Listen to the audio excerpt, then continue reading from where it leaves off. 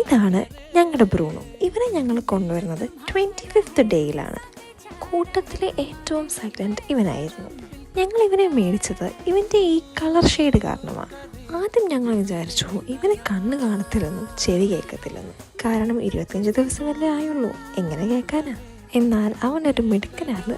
അവൻ തന്നെ ഞങ്ങളെ തെളിയിച്ചു കഴിഞ്ഞു. ഇപ്പോൾ ഇവനാണ് ഇവിടുത്തെ മെയിൻ ആൾ. കണ്ടാൽ പഞ്ചപാവമാണേലും അത്ര പാവമല്ല ഇവൻ.